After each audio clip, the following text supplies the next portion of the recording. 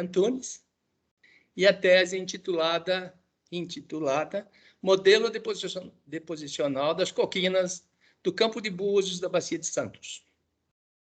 Como diretor, o condutor do evento aqui, eu, Ricardo Janerti, orientador da Rafaela, e compondo a banca examinadora, temos a honra de receber o Dr. Almério Barros França, professor da Universidade Federal do Paraná, e que possui uma ampla experiência na área de exploração em reservatório de petróleo. Pode se apresentar aí, Almério, por favor? Levantar a mão. Está me vendo aí? Está me ouvindo? Tudo bem? Todo mundo. Primeiramente, obrigado, Jané, pelo convite para participar aqui da banca da Rafaela. É um prazer estar aqui com vocês e desejo a Rafaela uma boa apresentação, tranquila e calma, que nós temos sua tese e está tudo muito bem. Então, você agora leva adiante aí. Você que sabe o que você fez, nós estamos aqui só para te ouvir. Fique tranquila, vai dar tudo bem. Obrigado mais uma vez, Jané, pelo convite. E é um prazer estar aqui também com o Vinícius. Ora, um prazer muito grande. E o doutor Vinícius Carbone de Oliveira, da Petrobras, que possui uma grande experiência em reservatórios do pré-sal, tanto Alagoas como Jequiá, né? E ele fez uma tese de doutorado em coquinas. Então, é uma pessoa exatamente que está focada nesse assunto. Boa tarde, Vinícius. Boa tarde, pessoal. Boa tarde, todo mundo. Boa tarde, Rafaela, Almério. Agradeço também o convite aí, professor Janete. Com certeza vai ser um trabalho tranquilo aí. Foi muito bom a oportunidade também de já conhecer o texto e tudo. Achei bem interessante aí, Rafael. Pode ficar tranquilo. Tá bom. Só apresentar tranquilo e depois a gente vai discutir mais. Tá bom. Obrigada pela presença, Almério e Vinícius. Bem, este evento é público, todos poderão acompanhar a apresentação e a arguição. O Almério acho que caiu. Para a apresentação, nós teremos... Não, eu só fiz apagar aqui a tela. Só trocar de posição. Para a apresentação, nós temos um tempo máximo de 60 minutos. Cada arguidor terá também, no máximo, 60 minutos para seus comentários e perguntas. Após a arguição, a banca vai se reunir em particular em outro link para endereçar suas avaliações e deliberar sobre a aprovação da tese. Rafaela, seja bem-vinda. Siga com tranquilidade. Obrigada. Você tem 60 minutos para fazer um resumo do seu estudo e os resultados a que você chegou. Você pode compartilhar seu conteúdo. Uma boa apresentação para você, querida. Obrigada, Janete. Vou desligar aqui e vou ficar ouvindo e anotando. Eu vou desligar a câmera também, por causa da internet.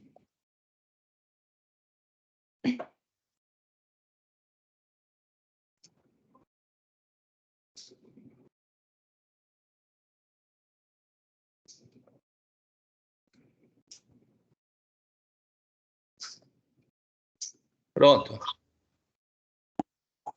Só testar aqui. Tá passando? Ok, eu estou vendo tudo aqui. Tá? Sim. Então, boa tarde a todos. Obrigada pela presença. Meu nome é Rafaela Antunes. Eu fui orientada pelo Dr. Ricardo Janer. E eu vou apresentar a minha pesquisa de mestrado intitulada Modelo Deposicional das Coquinas do Campo de Búzios, Bacia de Santos. Essa é a estrutura da minha apresentação. Vou fazer uma breve introdução e revisão, depois materiais e métodos, resultados e discussões e, por último, a conclusão. A apresentação vai durar entre 40 e 60 minutos, como o professor já tinha avisado anteriormente. Então, o meu estudo foi no Campo de Búzios. O Campo de Búzios está localizado dentro do polígono do Pré-Sal, na Bacia de Santos, na porção offshore da bacia. Aqui são alguns dos poços que nós utilizamos em cima do mapa do fundo do mar, realizado a partir da sísmica. O Campo de Búzios ele foi descoberto em 2010 pela Petrobras. Em 2019, ele foi leiloado e adquirido pela Petrobras e mais duas empresas, e ele vem quebrando recordes de produção desde o início da produção em 2018. Estima-se que de reservas recuperadas, o Campo de Búzios tem mais de 10 bilhões de barris. Só para título de curiosidade, atualmente o valor do barril está $75, então multiplicando pela reserva do Campo de Búzios, Isso poderia dar um lucro de 75 bilhões de dólares ou um pouco mais de 4 trilhões de reais. O campo é um dos maiores campos de petróleo da América do Sul e ele é o 7º maior campo marítimo do mundo e atualmente ele é o 2º maior produtor. Aqui é a produção mensal do campo de Búzios, em vermelho o campo de Sapinhoá e em verde o campo de Tupi. Então, muito possivelmente, o campo de Búzios vai chegar na primeira posição em breve. Os reservatórios do campo de Búzios eles estão distribuídos em 2 formações carbonáticas. A mais acima se chama Barra Velha, ela é do andar Alagoas, formada por microbiolitos e outros carbonatos. E a formação Itapema, no andar Jequiá, é o foco da minha pesquisa, formada por bioclastos, principalmente de bivalves. Entrando no projeto, então, eu e o Janeiro, a gente tinha 2 perguntas que a gente queria responder com esse projeto. A primeira é qual o ambiente deposicional das coquinas do campo de Búzios, e a segunda, como eles se distribuem no campo. Como dito anteriormente, a formação Itapema ela é formada principalmente por fragmentos e conchas inteiras de moluscos bivalves. Os moluscos bivalves têm uma concha formada por 3 camadas principais, e a principal adaptação deles é essa massa visceral aqui dentro, que dá para ver nessa imagem, se chama músculo adutor. O músculo adutor ele serve tanto para locomoção, como nesse vídeo, e também para que o bivalve possa se enterrar no substrato inconsolidado.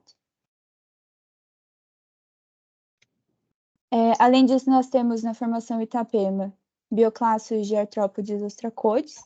Eles são muito importantes e definem biozonas em vários trabalhos importantes da formação coqueiros e da formação Itapema. E também temos bioclastos de gastrópodes, cuja principal diferença do bivalve, além dele ter só uma concha, é que ele tem uma torção dos seus órgãos internos e da concha ainda nos estágios larvais, que dá essa geometria bonita do gastrópode. Além disso, nós temos microbiolitos, principalmente no Barra Velha, mas algumas ocorrências no Itapema também, que são depósitos organosedimentares, e temos também tufas e travertinos. Atualmente, então, as coquinas, tanto da formação Coqueiros da Bacia de Campos, quanto da Itapema da formação de Santos, têm sido amplamente estudadas com base na tafonomia. A tafonomia é o conjunto de processos biológicos, físicos e químicos que são gerados por parâmetros sedimentológicos específicos e que afetam as concentrações esqueletais. Por causa da influência desses parâmetros sedimentológicos, a gente consegue rastrear ambientes deposicionais de acordo com a tafonomia. Aqui é um exemplo de um dos parâmetros tafonômicos utilizados no trabalho, de abrasão, são conchas de braquiópodes. A gente vê aqui a abrasão aumentando com direção da flecha. As coquinas na formação Itapema, elas são depositadas em plataformas carbonáticas. As plataformas podem ser não isoladas, como é o caso aqui, mais próximo ao continente, com influência siliciclástica, ou elas podem ser isoladas. Esse tipo de plataforma isolada é o que é mais similar ao campo de Búzios. Plataformas carbonáticas são sucessões de calcários formadas sobre águas rasas. Elas podem ser orladas ou não orladas. Entre a orlada e não orlada, todo um espectro de plataformas pode ocorrer. Aqui um exemplo de plataforma orlada, que a gente vê o Recife caminhando lateralmente, e de rampa homoclinal, que é mais o caso também do campo de Búzios. Então, a formação Itapema ela foi depositada durante a fase rift da Bacia de Santos, junto com a formação Pissarras, e a Barra Velha foi depositada durante a fase pós-rift. Aqui em sísmica a gente pode ver a disposição dessas formações, então, preenchendo os grabens, aqui a formação Pissarras, K36, a K38, que é o foco do trabalho em azul, e as sequências da formação Barra Velha aqui em roxo. Em vermelho nós temos o sal por cima de tudo. As coquinas da Bacia de Campos e de Santos, elas são correlatas. Na Bacia de Campos, elas fazem parte da formação Coqueiros, e na Bacia de Santos, da formação Itapema. Como muitos dos trabalhos que eu usei são da Bacia de Campos, que está mais amplamente estudada até o momento. O primeiro trabalho, então, com um enfoque em coquinas foi o de Carvalho e Colaboradores em 2000. Em 2018, nós temos a publicação dos primeiros trabalhos que estudam as coquinas com base na tafonomia. Então, Muniz e Bossense, em 2018 também, Mizuno e Colaboradores. O trabalho de Mizuno e Colaboradores estabelece o uso de zonas hidrodinâmicas normalmente usadas para ambientes costeiros, devido ao tamanho, às dimensões que era um lago do pré-sal, que tinha o lago do pré-sal. Então, a gente tem foreshore, shore face, offshore transition e offshore. Em 2019, nós temos a publicação de Oliveira e Colaboradores, no qual ele estabelece dois tipos de deposição das coquinas, um com influência siliciclástica, no onshore da bacia de Campos também, e uma plataforma isolada na porção offshore. Em 2020, então, nós temos o primeiro trabalho com enfoque nas coquinas da Bacia de Santos, por Chinelato e Colaboradores. Também em 2020, nós temos a publicação de Barnett e Colaboradores sobre as clinoformas da formação Itapema no Campo de Mero, que é vizinho do Campo de Búzios. E Oliveira e Colaboradores também publica sobre as mesmas clinoformas, com uma outra interpretação sobre elas. E agora, recentemente, acho que há 2 ou 3 semanas atrás, tivemos a publicação de Rocha e Colaboradores, que propõe um modelo deposicional para as coquinas do Campo de Mero. Os principais análogos das coquinas estão em Shark Bay e na Pedreira Atoll da formação Morro do Chaves. O meu trabalho ele foi dividido em 8 etapas principais. Ele foi feito com base no banco de dados solicitado para a ANP. Foram feitas 2 solicitações. A primeira vieram os poços, esses aqui são os que a gente selecionou, as sísmicas 2D, que não deu tempo de usar, e a sísmica 3D que veio não estava bem imagiada no pré-sal, por isso a gente teve que pedir uma outra sísmica no segundo processo. No total, então, junto com os poços, vieram 636 fotografias de amostras de lâminas, isso dentro da formação Itapema. O Búzios 3 e Búzios 2, por exemplo, vieram com fotografias, mas apenas no Barra Velha. Tem mais de 100 metros de testemunhos e 59 amostras laterais. As amostras foram descritas primeiramente com a porosidade, usamos a classificação de Choquette-Pratt de 1970. Para texturas, utilizamos a classificação de Durham, modificada por Embry-Clovan em 71, principalmente os termos floatstones e rudstones, e adicionamos alguns termos utilizados para as bacias do pré-sal, como os somatórios e brechas, e o termo shrubstones de Gomes e Colaboradores. Para carbonatos com os componentes interligados, usamos o termo Boundstone e não separamos de acordo com a classificação de Embry-Clovan. A primeira grande incógnita que a gente encontrou entrando no trabalho é quais parâmetros tafonômicos escolher para descrever as coquinas. Então, de acordo com a Ager 63, a análise pode ser feita por N números de parâmetros que vão depender de qual é o objetivo do trabalho. Então, puxando todos aqueles trabalhos que eu mencionei anteriormente, é possível observar que 5 parâmetros são invariáveis em todas as descrições para as coquinas das bacias do pré-sal. Então, além desses 5 parâmetros, nós adicionamos o parâmetro de empacotamento e ocorrência de outros fósseis e de outras partículas aloquímicas. Então, a tafonomia dos bioclastos de bivalve foi descrita com base nesses 6 parâmetros. Além desse, tem o empacotamento. Esse parâmetro de espessura foi adicionado devido à ocorrência de muitas conchas finas que até definiram uma face, que eu vou explicar posteriormente. Aqui um exemplo, então, da ficha de descrição. Foi feita uma dessas para cada amostra das 636, mais as amostras laterais. A análise de faces foi fortemente baseada em Mizuno e Colaboradores e Oliveira e Colaboradores. Esse aqui é o fluxograma das faces. Até aqui a separação entre os componentes aloquímicos. Aqui a partir dos bioclastos, e quando entramos nas faces de bivalves, pela textura e pela tafonomia. Todas as amostras foram plotadas nos perfis. Nós tivemos 2 casos bem diferentes de perfis. Alguns dos casos nos quais o poço não tinha perfil composto, nós não conseguimos recuperar também os perfis petrofísicos a partir dos arquivos DELIS. Então, por exemplo, no Búzios 5 a gente tem só essa ripinha aqui e fica uma interpretação bem menos detalhada. Já poços com perfil composto, a gente tem todo um nível de detalhamento.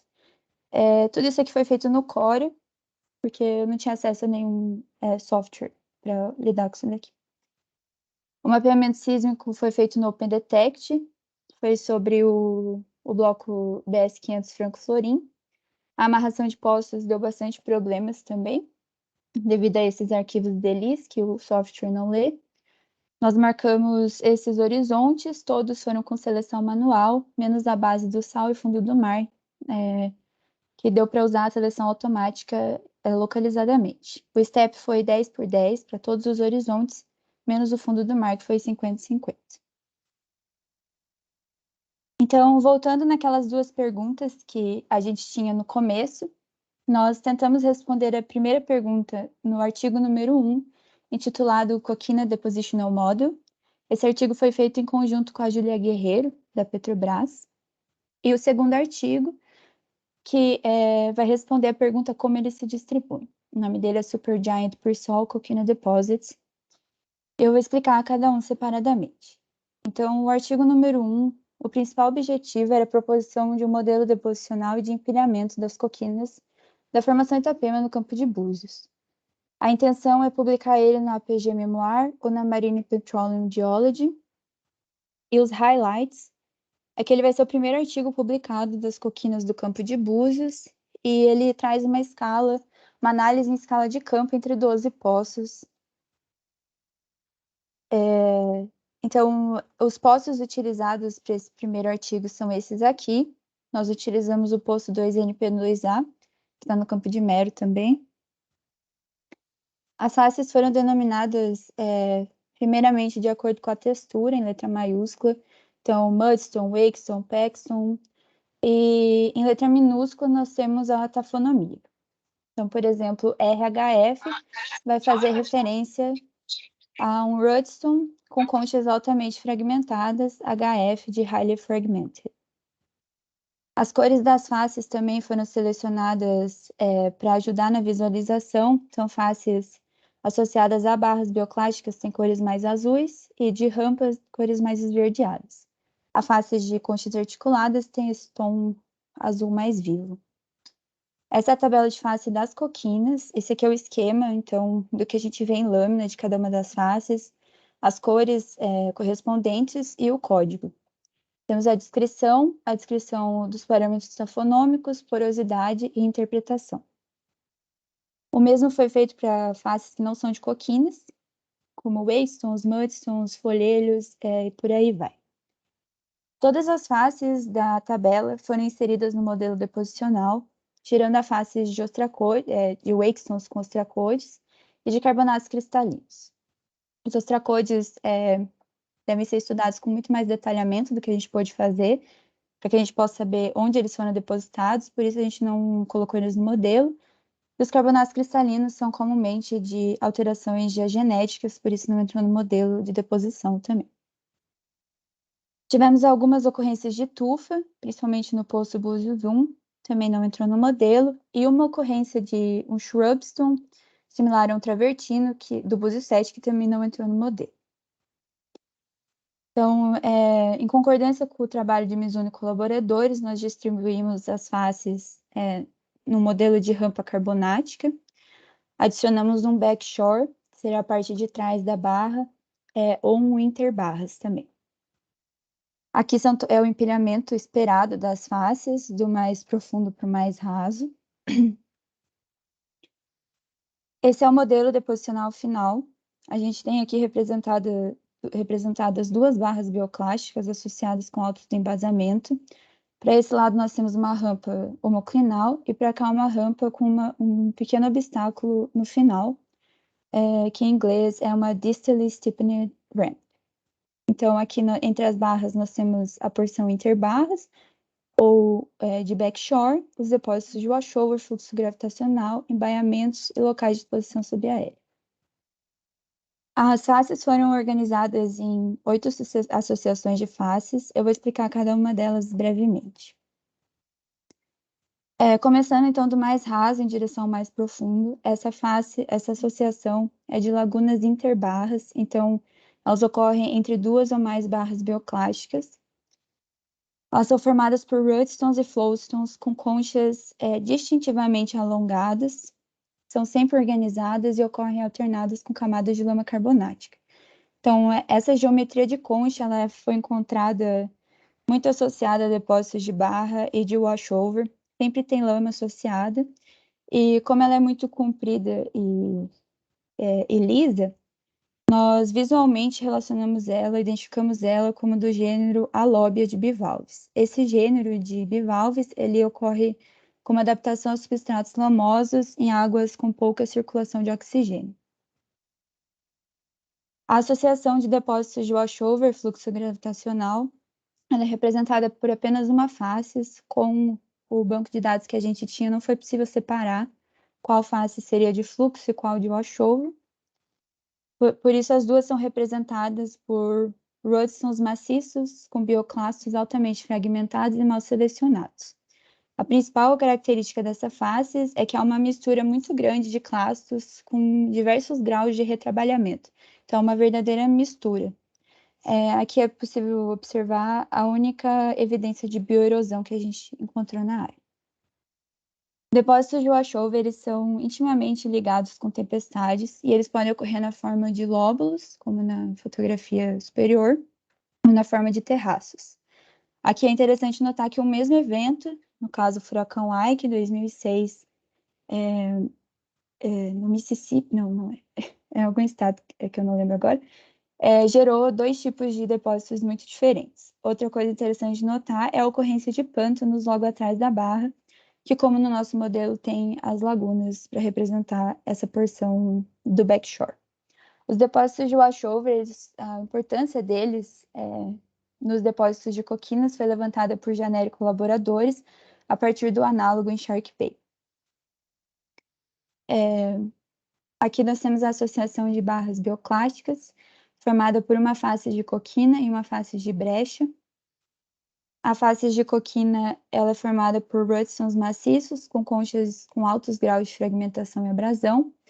E, diferentemente do que a gente vê no washover, o grau de retrabalhamento entre as conchas é muito similar. Então, apesar deles não serem bem selecionados em termos de tamanho de clasto, eles são todos com um grau de retrabalhamento similar entre eles.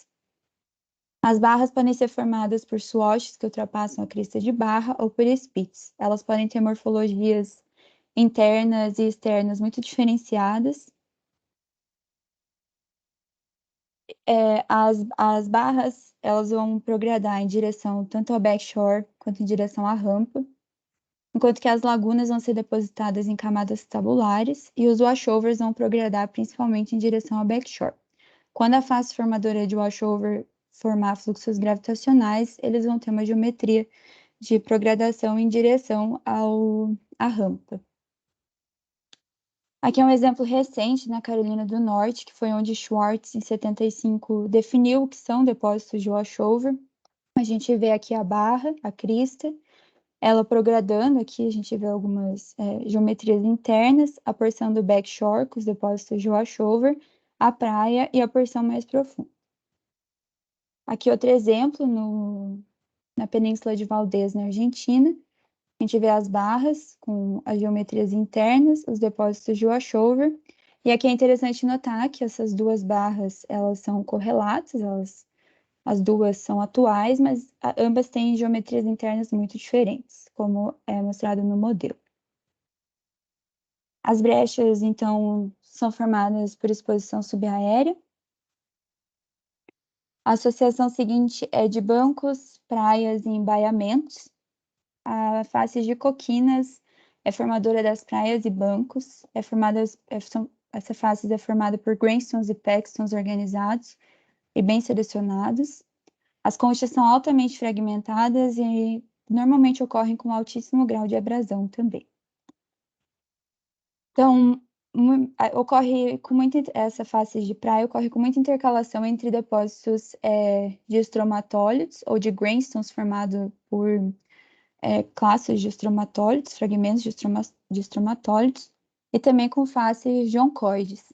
Aqui é interessante notar que tem uma mistura entre oncoides compostos, bem arredondados, e oncoides simples que estão encapsulando clastos muito similares da face anterior que eu mostrei. Então, para explicar essa relação entre depósitos de praia e embaiamentos microbiais, que são tão diferentes no sentido de ambiente deposicional, nós adicionamos ao modelo embaiamentos. Esse é um exemplo aqui de Shark Bay atual. A gente pode ver o embaiamento formado por depósitos microbiais, a praia e a baía em si. Supondo que uma grande tempestade atingisse essa barreira formada pela praia, todos esses sedimentos seriam misturados e depositados juntos, por isso que a gente encontra essa relação entre oncoides e clastos de praia. A associação Oi? Rafa, vê se você consegue pôr o apontador. Não sei se você consegue. Porque a gente vê só a sua flechinha. É o pointer mesmo. Tá.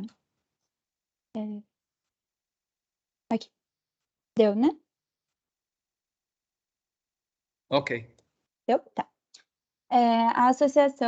A próxima associação é de depósitos de conchas articuladas. Ela é formada por rudstones maciços, com conchas mal selecionadas abimodais, e apesar de ocorrer com conchas articuladas, elas são altamente fragmentadas. A gente vê que mesmo que a concha aqui, muito provavelmente do gênero Desertella, esteja articulada, ainda há fragmentos de conchas menores aqui dentro. Então, houve algum tipo de fragmentação. Na nossa área, nós determinamos que esses depósitos seriam similares a depósitos de tempestitos. A associação de tempestitos ela é formada por 3 faces. Essa face RG ela é de tempestitos com gastrópodes. Eu não vou entrar em detalhe porque ela é muito localizada. Então, temos a primeira fase de tempestitos, que é formada por rudstones e principalmente flowstones organizados, com conchas mal selecionadas, com alto a baixo grau de fragmentação. E uma segunda face formada por floatstones e rudstones com seleção bimodal. Essa face foi observada por Mizuno e colaboradores em 2018 também. Devido à bimodalidade e à estrutura maciça, entende-se que essas faces são formadas por maior energia do que a face anterior. A associação de carbonatos finos é formada por mudstones e wakestones, são depositados no offshore transition e offshore. Aqui uma fotografia de um wakestone. E a última associação de folhelhos, ela ocorre principalmente no contato Barra Velha e Itapema, e ela é depositada em contexto bem profundo. Então, a deposição das coquinas ela pode ser separada em 2 momentos diferentes. Tem um primeiro momento, que é o de tempo bom. Nós vamos ter a deposição de depósitos de lagunas na porção do backshore. Ao mesmo tempo, os depósitos de praia vão estar sendo depositados por ondas de tempo bom. E nas porções mais distais, vamos ter os wakestones e mudstones. O segundo momento deposicional é o momento de tempestade. Eu vou mostrar um processo agora que é baseado em Walker e Pratt 92. Então, no momento que entra a tempestade, é formado um desnível entre a porção offshore e onshore da bacia, sendo onshore, no caso, a porção mais rasa, mais próxima à barra bioclástica. Para equilibrar esse desnível, é gerada uma corrente de fundo chamada de backflow, e ao mesmo tempo nós temos a colocação das ondas de tempestade nas porções mais rasas. No momento que essa tempestade atingir a barra, nós vamos ter a deposição das faces de barra. No momento que essas ondas ultrapassarem, vamos ter a deposição dos depósitos de washover, e as correntes de fundo vão ser responsáveis pela deposição dos tempestitos. Essas tempestades elas podem ser iniciadas por furacões ou wind drifts e também por tsunamis. A tempestade ela vai recobrir a barra, a parte que está indo para trás aqui vai depositar os depósitos de washover, e o que voltar aqui vai depositar os tempestitos.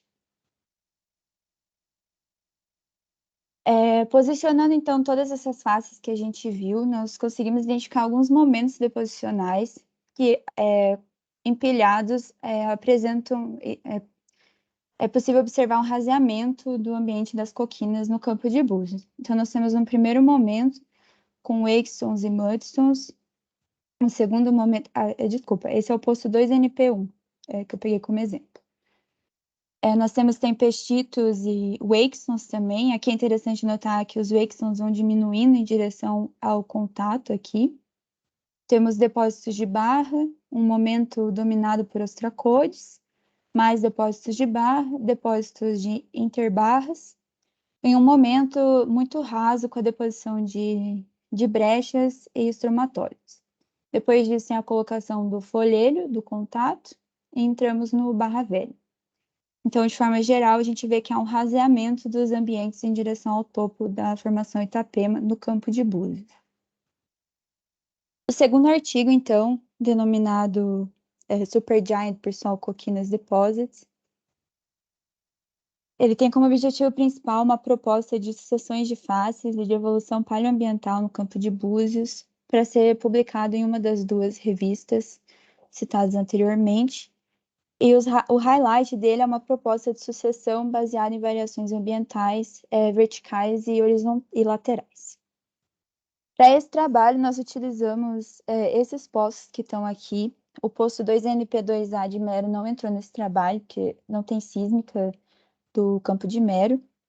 Nós adicionamos 2 postos, o 1184 e o 1064. Eles não têm amostras de rocha, mas eles foram uma boa conexão para a correlação de postos entre o Alto Central e o Alto Sul aqui para baixo. Para esse trabalho, nós utilizamos as mesmas associações de faces do trabalho anterior, com diferença que nós juntamos a associação de depósitos de washover e de lagunas como pertencentes a uma associação chamada de interbarras. De acordo com a sísmica, nós identificamos 5 setores estruturais associados a estruturas de embasamento, sendo que os principais são o Alto Central e o Alto Sul. Esse Alto Norte ele faz parte do Alto Central. Nós temos outros 3 altos sem poço, com amostra de rocha. Aqui no Alto NE nós temos um poço, mas os perfis petrofísicos deles eram tão diferentes que nós resolvemos não utilizar, para não acabar interpolando muita informação. Essa é a sísmica interpretada do campo de Búzios. O Alto Central é representado por todos esses poços, e ele tem 3 estruturas internas. O Baixo Noroeste, representado pelo Búzios 7, o Baixo Relativo, que dá para ver até no mapa aqui, desculpa, esse é o mapa da Base do Sal, é representado pelo poço 1159, que é o 709 da Petrobras, e o Alto Norte, que é representado pelo poço 944, que é o 688. O Alto Sul é representado por apenas 2 poços, o Búzios 1 e o 1053.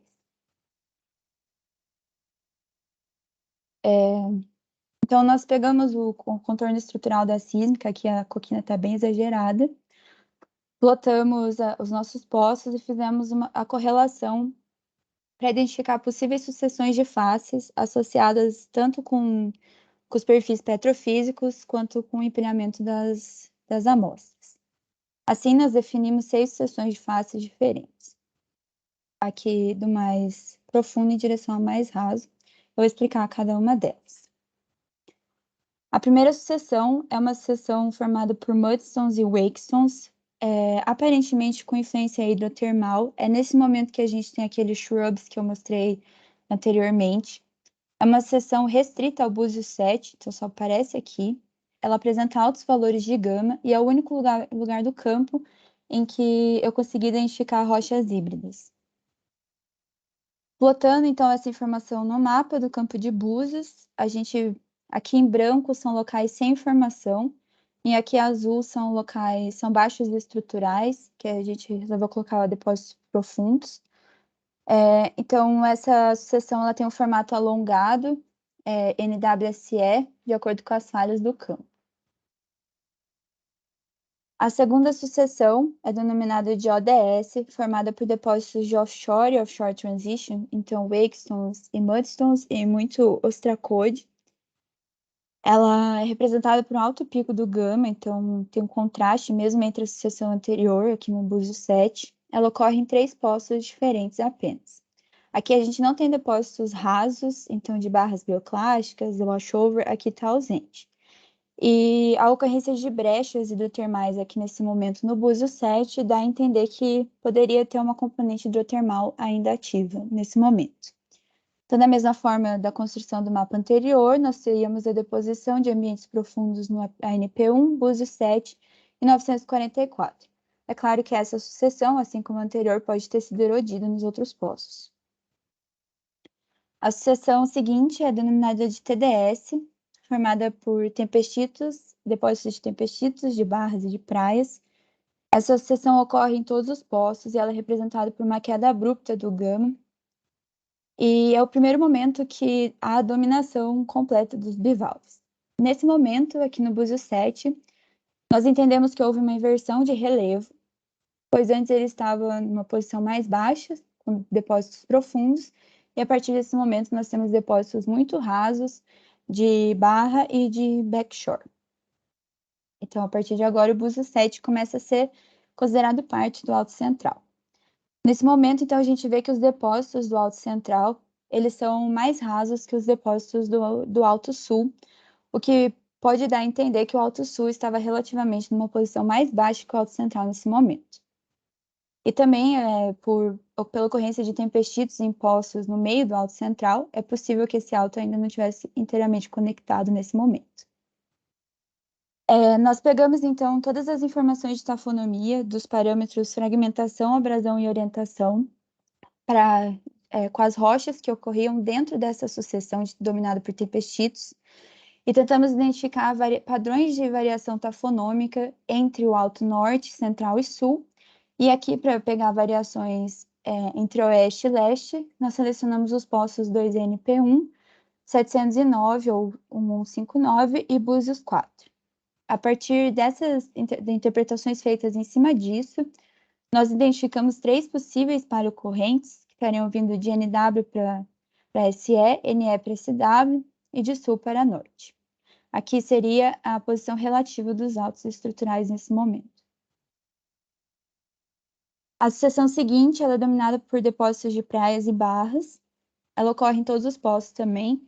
Em alguns poços, essa sucessão é limitada por 2 picos do gama, um no topo e um na base, como aqui no Búzios 7. A gente só tem tempestitos nesse momento no Alto Norte, e aqui é o início da instalação das grandes barras bioclastes. Nesse momento, nós entendemos que o Alto Central já estava interconectado e conectado com o Alto Sul. Então, usando o mesmo método que eu apresentei anteriormente para a sucessão dominada por tempestitos, nós fizemos o mesmo aqui e interpretamos que as correntes que estariam chegando, atingindo o Alto Central, aqui o Alto Sul, são as mesmas que o momento anterior. A sucessão seguinte é dominada por barras no Alto Central, e aqui no Alto Sul nós temos a dominação de ambientes estressantes para bivalves. Então, são rochas com oncoide, são brechas de exposição subaérea, boundstones e wakestones com muitos ostracoides. Então, a gente vê a frequência dos bivalves diminuir, começando aqui no Alto Sul, né? Nós chamamos de ambientes restritos para bivalves, que está nessa cor alaranjada. Então, para que isso ocorra, o Alto Sul, que antes estava numa posição relativamente mais baixa que o Alto Central, teria que ter ficado mais restrito, e um dos motivos que isso pode ter acontecido é que ele tenha sido soerguido entre esses 2 momentos. Aqui a gente já vê também a ocorrência generalizada de depósitos interbarras. Então, o mesmo foi feito aqui para essa sucessão, e nesse momento nós vemos que essa corrente que poderia estar vindo de sul para norte, ela começa a desaparecer. Isso pode ser explicado caso o Alto Sul tenha realmente sido soerguido nesse momento, então barrando essa corrente de chegar até o Alto Central. A sucessão agora é dominada por ambientes estressantes, tanto no Alto Central quanto no Alto Sul. A gente vê ambientes ainda mais rasos no Alto Sul. Aqui a gente tem toda a conexão, então, do campo de Búzios com ambientes rasos, e identificamos um local com possível grande ocorrência de exposição subaérea, devido à ocorrência desses depósitos em altas quantidades. Essa é a evolução, então, são os 6 momentos de sucessões que foram definidos, e no topo de tudo isso, vamos ter a entrada dos folhelhos do contato com a formação Barra Velha. Então, comparando o Alto Central com o Sul, é possível identificar que eles estavam passando por histórias deposicionais muito diferentes entre eles. Isso pode significar muitas coisas, e uma delas é que as barras bioclásticas poderiam ter sido muito diferentes entre o Alto Central e o Sul também. Então, entrando aqui nas conclusões, as principais conclusões dos 2 trabalhos seria que houve um raseamento da base em direção ao topo, formado por ciclos de maior frequência, isso da formação itapiana no campo de Búzios, né? A distribuição das faces também é fortemente controlada pelos altos estruturais, então uma forte componente tectônica durante a deposição das coquinas, e nenhum dos 2 artigos está pronto para publicação. A gente ainda quer definir possíveis sequências no empilhamento apresentado no artigo número 1, e tentar identificar na sísmica, então, as superfícies limitantes dessas sucessões que foram identificadas no artigo número 2, caso elas tenham resolução para aparecer na sísmica. Aqui as referências utilizadas. Eu queria agradecer muita gente, mas eu vou agradecer principalmente a ANP pelos dados, a Petrobras, tanto pela presença do Vinícius, quanto por permitir que a Júlia publique conosco, a CAPES, a UFPR, ao Laboratório de Estudos Costeiros da UFPR, que é onde eu realizei parte do trabalho, e ao Programa de Pós-Graduação da UFPR. Eu queria agradecer meu orientador, Ricardo Janer, que foi um excelente orientador durante toda a produção do trabalho, a Júlia, que ajudou muito também, quase minha co-orientadora, a banca, Dr. Almério e Vinícius Carboni, aos doutores Maria Cristina de Souza, Carlos Guedes, Fernando Wesley e Eduardo Salamuni, por contribuições ao meu trabalho. Queria agradecer ao meu companheiro Tomás Ulpo, a minha mãe Juliana Barbar, meu pai Edson Barroso, e aos meus avós Fernando e Afef Barbar, e, é claro, aos meus amigos. Muito obrigada, e passar a palavra para a banca.